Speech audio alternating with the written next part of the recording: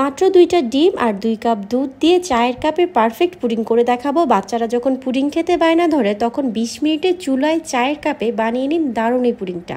একটি বলে আমি রুম টেম্পারেচারে থাকা 2টা ডিম দিয়ে দিচ্ছি। ডিমগুলো যদি ফ্রিজে থাকে সেক্ষেত্রে আপনারা 30 মিনিট আগে ডিমগুলোকে বের করে নিতে পারেন। এরপর এখানে আমি 1/4 কাপ দিয়ে দিচ্ছি চিনি।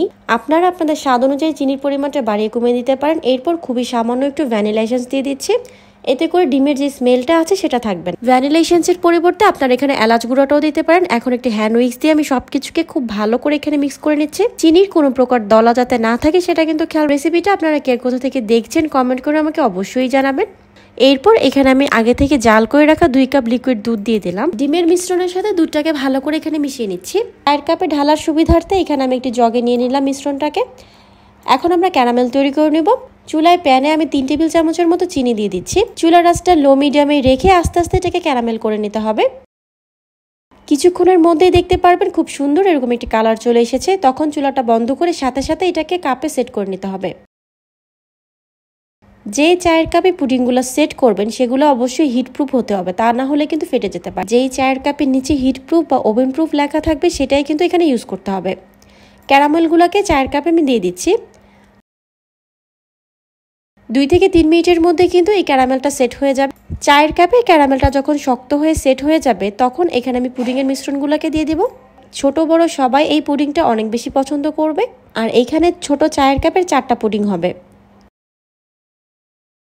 কাপগুলোকে এইভাবে ফয়েল পেপার দিয়ে আটকে নিতে হবে। আপনারা আপনাদের হাতের কাছে যে কোনো ধরনের ঢাকনা এখানে দিতে পারেন।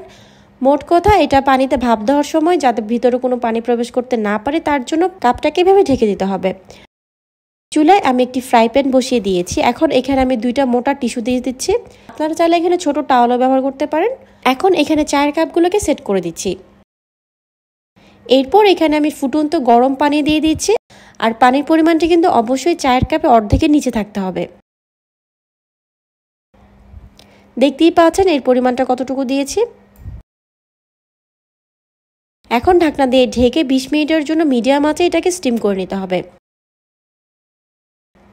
20 মিনিট পর আমি ঢাকনাটাকে খুলে দিয়েছি। খুব সাবধানে উপরের ফয়েল পেপারটা তুলে নিতে হবে। একটি টুথপিক দিয়ে চেক করে নিচ্ছি, টুথপিকটা একদম ক্লিয়ার বের হয়েছে, তার মানে পুডিংটা হয়ে গিয়েছে। পুডিংটাকে রুম টেম্পারেচারে নিয়ে এসে নর্মাল ফ্রিজে 2 ঘন্টার জন্য সেট করে তারপর এটাকে ডিমোল্ড করে নেব। চারপাশটা হালকা করে একটু ছাড়িয়ে নিচ্ছি। পুডিংগুলো ডিমোল্ড করে নিচ্ছি। চায়ের কাপে মাত্র 20 মিনিটে খুবই মজার এই পুডিংয়ের রেসিপিটা আপনাদের কাছে ভালো লেগে থাকলে প্লিজ একটা শেয়ার করে দিবেন।